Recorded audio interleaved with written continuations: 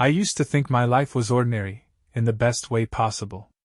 8 years of marriage to Rachel felt like the kind of life I'd always dreamed of, stable, loving, and predictable. We had our routines, our inside jokes, and even our little disagreements that we resolved with a kiss and a laugh. We weren't perfect, but who is? Rachel was everything I thought I wanted in a partner: intelligent, driven, and compassionate. She had this way of lighting up a room with her smile, making people feel like they were the most important person in the world. I fell hard for her in college when we met at a campus event. It wasn't her beauty alone, though she was stunning, but her confidence. She had this energy that made you want to be around her, to soak up whatever magic she was exuding. For years, we were the envy of our friends. "You guys are rock solid," they'd say, and I believed it. Sure, there were times when things weren't perfect: Rachel's late nights at work, my occasional frustration with her forgetfulness, but I chalked it up to normal married life. But over the past year, something had shifted. It started small. Rachel began staying out later than usual, claiming she was catching up with colleagues or attending networking events. She'd come home smelling like wine and perfume, a combination I used to love, but now it filled me with unease. Then there were the hushed phone calls.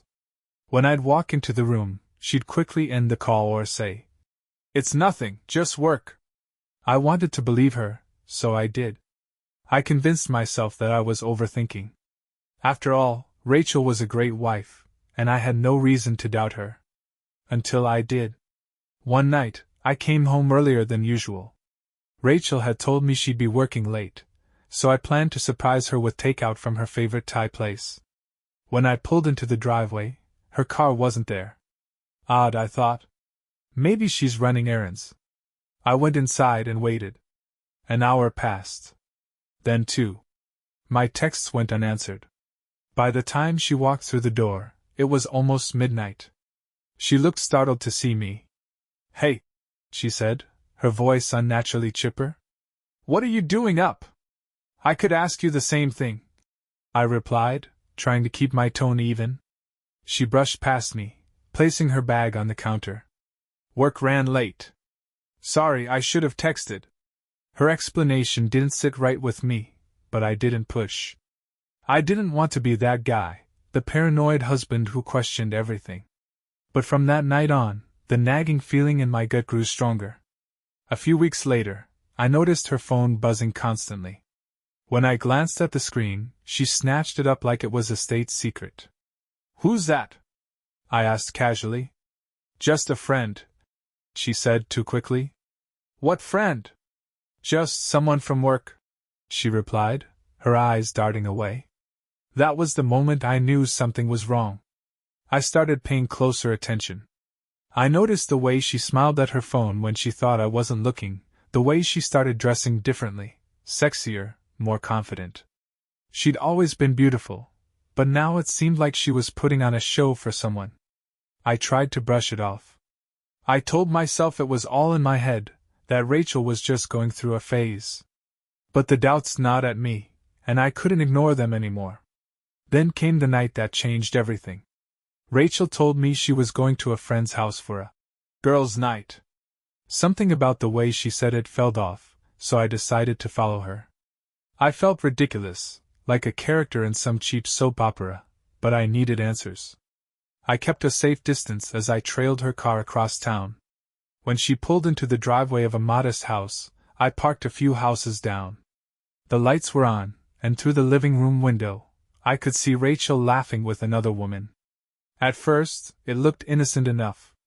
2 friends catching up. But then, Rachel leaned in and kissed her. Not a friendly peck on the cheek, but a kiss that left no room for doubt. I felt like the ground had been ripped out from under me. My wife, the woman I thought I knew better than anyone, was kissing someone else. And that someone else wasn't a man. I sat there, frozen, watching as my wife and this stranger embraced. My mind raced with questions, accusations, and a pain so sharp it felt like it might tear me apart. I couldn't stay there. I drove home in a daze, unsure of what to do next. The life I thought I had, the marriage I thought was unshakable, was crumbling before my eyes. As I sat in the darkness of our living room, waiting for Rachel to come home, I realized I had a choice to make. I could confront her, demand answers, and face the truth head-on, or I could bury my head in the sand and pretend none of this was happening. But deep down, I already knew what I had to do. The hours I spent waiting for Rachel to come home felt like an eternity. My thoughts were a chaotic whirlwind, alternating between rage, confusion, and a deep, aching sadness. How had we gotten here? What had I missed? When the sound of her car pulling into the driveway broke the silence, my heart began pounding. I stood in the living room, the takeout box from earlier still sitting on the coffee table, now cold and forgotten. Rachel walked in, her expression casual, too casual. "Hey," she said, tossing her keys onto the counter. "You're still up?" I didn't respond immediately. I just stood there, staring at her, trying to reconcile the woman in front of me with the one I'd seen just hours ago in the arms of another. "Where were you?" I finally asked, my voice tight. Her head tilted slightly, and for a split second, I saw something flicker in her eyes. Nervousness? Guilt? "I told you, girls' night." "Why?" I stepped closer, my fists clenching at my sides. "Don't lie to me, Rachel. I followed you." The color drained from her face. Her mouth opened, but no words came out. "I saw you," I continued, my voice rising despite my effort to stay calm. "I saw you with her." Rachel's eyes widened, and for a moment she looked like a deer caught in headlights. Then she sighed, her shoulders slumping as if the weight of the world had just fallen on her. "Okay," she said softly, barely above a whisper. "You're right. I wasn't at a girls' night." I waited, my chest heaving with the effort to keep my emotions in check. "Who is she?" Her lips parted, and I could see the conflict in her expression. Finally she said, "Her name is Claire." "How long?" "6 months." The words hit me like a punch to the gut. 6 months. Half a year. While I was here, going about my life, trusting her, she was... What? Building a life with someone else? Why? I demanded, my voice cracking. "Why, Rachel? Why would you do this to me?" She took a deep breath, tears pooling in her eyes. "I don't know where to start," she said, her voice trembling. "I didn't plan for this to happen. I didn't wake up one day and decide to hurt you." "But you did," I shot back. "You lied to me. You betrayed me. You destroyed everything we had." "I didn't destroy anything," she said, her voice rising defensively. "I didn't stop loving you. I still love you, but—" She hesitated, as if searching for the right words. "But what?" I snapped. "But there's a part of me I've been hiding. For years." I stared at her, my mind racing. "What are you talking about?" She looked down, her hands wringing nervously. "I'm bisexual," she said finally, the words coming out in a rush. "I've always been, but I never told you because... I don't know. I thought it didn't matter. I thought I could just ignore that part of me." Her confession hung in the air between us, heavy and suffocating. "So what?" I said bitterly.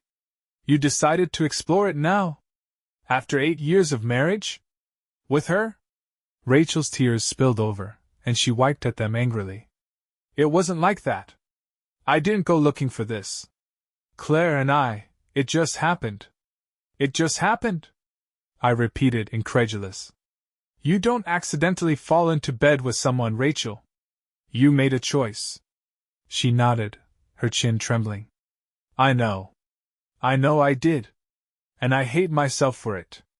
But you have to understand, I wasn't trying to replace you. I wasn't trying to hurt you." "Then what were you trying to do?" I asked, my voice breaking. "Because from where I'm standing, it looks like you've done a damn good job of it." Rachel sank onto the couch, her face buried in her hands. "I don't know how to explain it," she said, her voice muffled. "Claire, she made me feel alive in a way I hadn't felt in years. But that doesn't mean I don't love you. I do. I always have." I laughed bitterly, the sound hollow and sharp. "You have a funny way of showing it." She looked up at me, her eyes red and swollen. I never wanted to hurt you, she repeated. I was just lost. And Claire, she understood me in a way I didn't even understand myself. Stop, I said, holding up a hand. Just stop. Do you even hear yourself? You're talking like this is some romantic tragedy, like you're the victim here. But you're not, Rachel. I am. Her face crumpled, and she nodded. You're right, she whispered. You're right, and I'm so sorry. I don't expect you to forgive me, but I need you to know that I never stopped loving you. This wasn't about you. It was about me. Her words echoed in my head, but they didn't bring me any comfort. They only deepened the wound.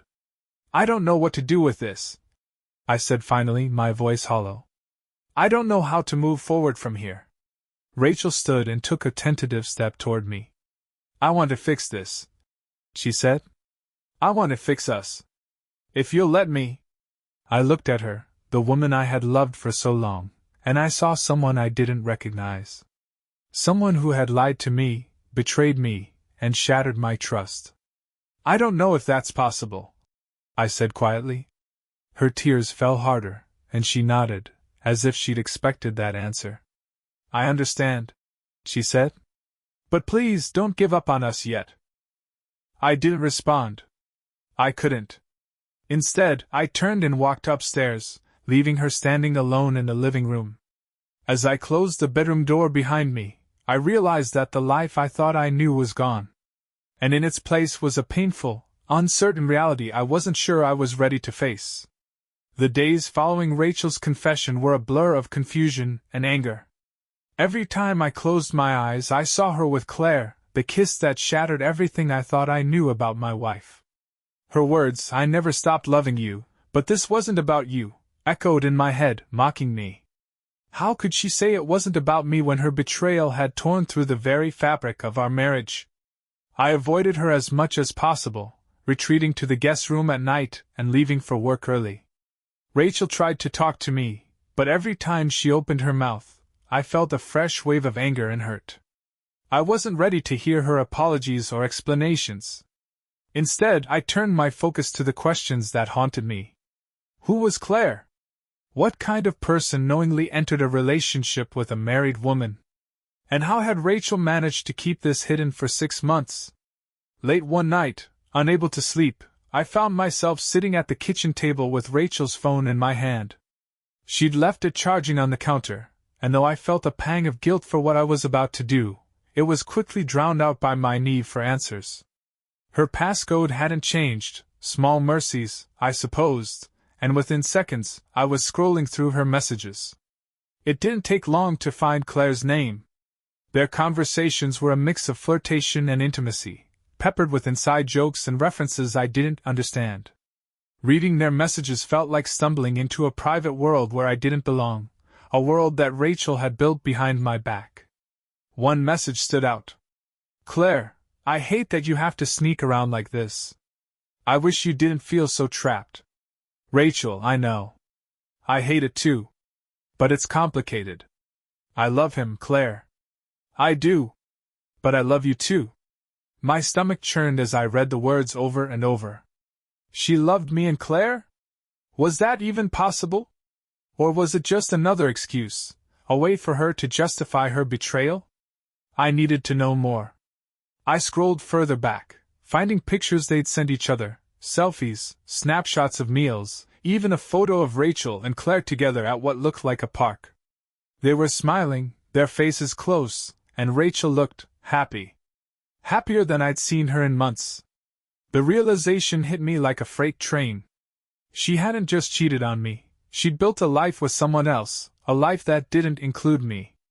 By the time Rachel came downstairs the next morning, I was sitting at the table, her phone in front of me. She froze when she saw it, her face pale. "You went through my phone," she said, her voice trembling. "I had to," I replied coldly. "You weren't exactly forthcoming with the truth." She opened her mouth to argue but stopped herself, her shoulders sagging. "What do you want to know?" I leaned back in my chair, folding my arms. "Everything. Who is she? How did this start? And why did you think it was okay to keep this from me for 6 months? Rachel pulled out a chair and sat down, her hands clasped tightly in front of her. Claire works at the same firm as me, she began. She joined about a year ago. At first, we were just friends. We'd grab lunch together, talk about work, that kind of thing. But over time, it became more. How much more? I asked, my voice sharp. Rachel winced. We started confiding in each other. She was going through a tough time. Her last relationship had ended badly, and she felt like she didn't belong in the city. I wanted to help her, to be there for her. And somewhere along the way, I realized I had feelings for her. And you didn't think to tell me? I didn't know how, she said, her voice breaking. I didn't even fully understand what I was feeling. I told myself it was just a phase, that it didn't mean anything. But it did. And by the time I realized that, I was in too deep. I shook my head, anger bubbling to the surface. You had a choice, Rachel. You could have talked to me, been honest with me. But instead you lied. You cheated. You made me think everything was fine while you were sneaking around with her. I know, she whispered, tears streaming down her face. I know I messed up. I know I hurt you. And I hate myself for it. For a moment, I felt a flicker of pity for her, but it was quickly swallowed by my own pain. Did she know about me? Rachel hesitated before nodding. Yes. I told her I was married. And she was okay with that? She didn't like it, Rachel admitted. But she said she understood. She said she'd wait for me to figure things out. I laughed bitterly. How generous of her. Rachel flinched, but she didn't argue. For the next hour, she answered my questions as best as she could. She told me about their lunches, their late-night phone calls, and the times they'd met up when I thought she was working late. She admitted that she'd been living a double life, torn between her love for me and her feelings for Claire. I thought I could keep it separate, she said. I thought I could have both, but I was wrong. I see that now. I stared at her, the woman I'd loved for so long, and felt a mix of emotions I couldn't even begin to untangle. Anger. Sadness. Betrayal. But also a deep, aching love that refused to die, no matter how much I wanted it to. Do you love her? I asked finally.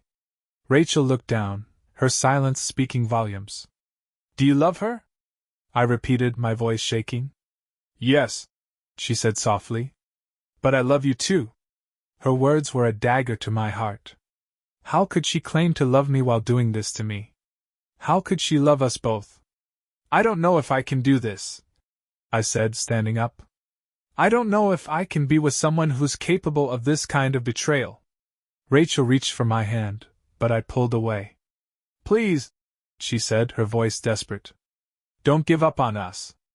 I'll do whatever it takes to make this right. I looked at her, my wife, the woman I thought I knew, and felt a surge of hopelessness. Could we ever go back to the way things were? Or was this the beginning of the end? I need time, I said finally. Time to figure out what I want, what we want. But right now, I can't look at you without seeing her. Rachel nodded, tears streaming down her face. Take all the time you need, she said. I'll wait for you. I'll do whatever it takes. But as I walked out of the room, her sobs echoing behind me, I couldn't help but wonder if time would be enough to heal the damage she'd done, or if it was already too late. The following week passed in a haze of sleepless nights and long, aimless drives. My emotions shifted wildly. One moment, I was consumed with anger. The next, I was drowning in sorrow. Rachel gave me space, though her eyes followed me like a shadow whenever we crossed paths in the house.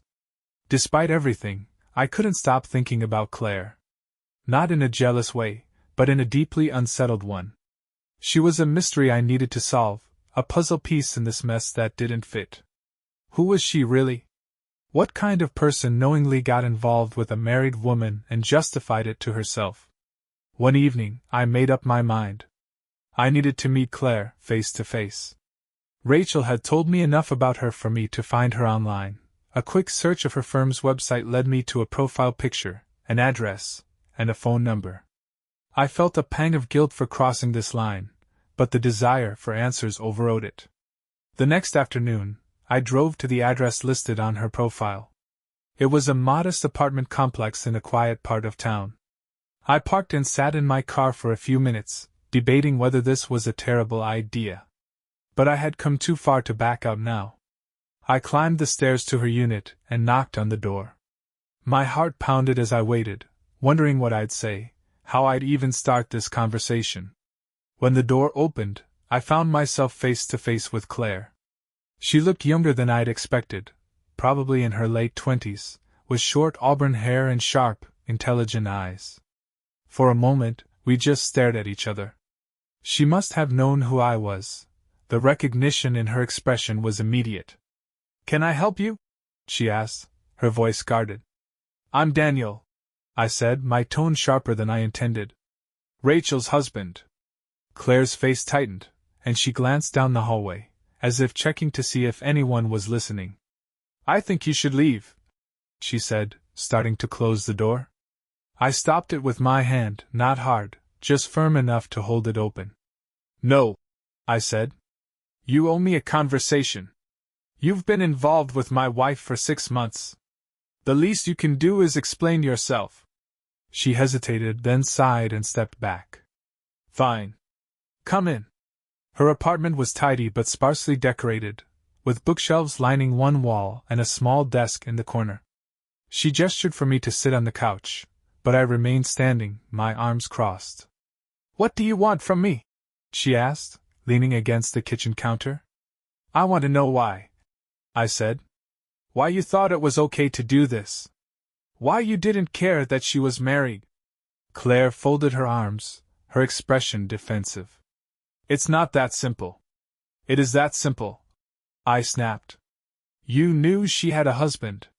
You knew she was lying to me, sneaking around behind my back. And you were okay with that?" She flinched but held her ground. "I wasn't okay with it," she said. "I hated it. But I loved her. I still do." Her words stung, but I forced myself to stay calm. "You loved her? Or you loved the thrill of stealing someone else's life?" Claire's eyes flashed with anger. "That's not fair. You don't know me. You don't know what Rachel told me about your marriage." I narrowed my eyes. "What are you talking about?" She hesitated, then sighed. "Rachel told me she felt trapped. That you two had grown distant, that she didn't feel like herself anymore. She said she loved you but that she wasn't happy. I believed her." My jaw clenched. "So you thought you'd swoop in and save her?" Claire shook her head. "It wasn't like that. We didn't plan this. It just happened." I laughed bitterly. Funny how everyone keeps saying that. Like cheating is some kind of accident. She didn't respond, and for a moment, the room was filled with a heavy silence. "You know what the worst part is?" I said finally, my voice low. "I didn't even see it coming. I thought Rachel and I were fine. I thought we were happy. And then you came along and destroyed everything." Claire's face softened, and for the first time, she looked genuinely remorseful. "I'm sorry," she said quietly. "I never wanted to hurt you. I didn't think about you, to be honest. I was selfish. I saw someone I connected with, and I didn't stop to consider the consequences." Her words hung in the air, and I found myself wondering if she really meant them. Did she regret what she'd done, or was she just saying what she thought I wanted to hear? "Do you know what this has done to me?" I asked, my voice trembling. "To our marriage? Rachel says she wants to fix things, but how am I supposed to trust her again? How am I supposed to believe anything she says after this?" Claire looked down, her hands twisting together. "I don't know," she admitted. "But if it means anything, I think she really does love you. She talked about you all the time. She hated what she was doing, but she didn't know how to stop." Her words hit me like a punch to the gut. Rachel had talked about me? To Claire? The thought made my stomach churn. "I don't know what you're hoping to accomplish by being here," Claire said after a moment. But if you're looking for someone to blame, I'll take it. I was wrong. I knew better, and I did it anyway. But Rachel made her choices too. This wasn't all me. I stared at her, anger and frustration bubbling beneath the surface. She was right, of course. Rachel had made her choices. But that didn't absolve Claire of her part in this mess. I hope it was worth it, I said finally, my voice cold. Because you've destroyed something I thought was unbreakable. Claire didn't respond, her gaze fixed on the floor. I turned and walked to the door, pausing with my hand on the handle. Stay away from her, I said without looking back. If you really care about her, let her fix the mess she's made. I didn't wait for her response. I walked out, my heart heavy and my mind racing. Confronting Claire hadn't given me the closure I'd hoped for. If anything, it had only deepened the wound. As I drove home, I realized that no matter what happened next, my life would never be the same. Rachel had shattered my trust, and Claire had been the catalyst. The question now was whether the pieces could ever be put back together, or if they even should be. The weeks that followed my confrontation with Claire were some of the hardest of my life. The house felt like a battlefield, even when Rachel and I weren't arguing. Every corner held a memory of us, moments of laughter, intimacy, and love. Now, those memories felt like ghosts, haunting me with the weight of what had been lost. Rachel tried her best to reach me. She left notes on the fridge, sent me texts throughout the day, and even suggested counseling. But every time she spoke, I felt a wall go up inside me. Her words felt hollow, her promises too little, too late. One evening, she came into the living room where I sat staring at the television, not really watching. She stood there for a moment, hesitating, before sitting down on the far end of the couch. "Can we talk?" she asked softly. I didn't look at her. "What's left to say?" "A lot," she said. "But I'll keep it simple. I want to go to counseling. Together. I think it's the only way we can even begin to heal." I let out a bitter laugh. "You think a few therapy sessions are going to fix this? Fix us?" "No," she admitted. "But I think it's a start. I don't want to give up on us, Daniel. I know I don't deserve your forgiveness, but I'm asking for a chance to earn it." Her words hung in the air, and for the first time in weeks, I let myself really look at her. She looked tired, her face drawn and her eyes rimmed with red. She was suffering too, though a part of me resented her for it. She'd brought this pain on herself. "I don't know if I can do it," I said finally. "I don't know if I can sit in a room and talk about this without breaking down." "Then we'll break down," she said, her voice firm. "And we'll figure it out from there. Please, Daniel. Just one session. If you don't want to go back after that, I won't push." I wanted to say no, to tell her that nothing could undo the damage she'd done. But a small part of me, the part that still loved her, despite everything, whispered that maybe she was right. Maybe we owed it to ourselves to try. "Fine," I said after a long pause. "One session." The relief on her face was almost painful to see. "Thank you," she said, her voice trembling. A week later, we sat in a small, warmly lit office across from a middle-aged woman named Dr. Lacey. She had kind eyes and a calm demeanor, but the room felt stifling. "Why don't we start with why you're here?" Dr. Lacey said, looking between us. Rachel glanced at me, then back at the therapist. "Because I messed up," she said quietly. "I betrayed him. I hurt him in a way I never thought I could, and I don't know if he'll ever be able to forgive me." Dr. Lacey nodded, then turned to me. "And how do you feel about being here, Daniel?" I hesitated, my hands gripping the arms of the chair. "I don't know," I said honestly. "I'm angry. I'm hurt. And I don't know if this is going to help." "That's a fair place to start," Dr. Lacey said. "It's important to be honest, even if it's uncomfortable. Healing starts with acknowledging where you are." The session was brutal. Rachel talked about her feelings of confusion, her struggle with her sexuality, and the way she'd compartmentalized her relationship with Claire.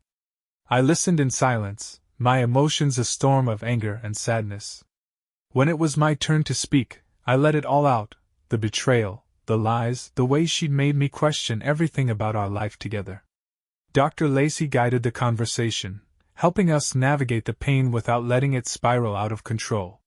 By the end of the session, I felt drained, but there was a flicker of something I hadn't felt in weeks: hope. It was fragile, barely there, but it was enough to agree to another session. Over the next month, we continued counseling. Each session was a minefield of emotions, but it also forced us to confront the cracks in our marriage that had existed long before Claire entered the picture.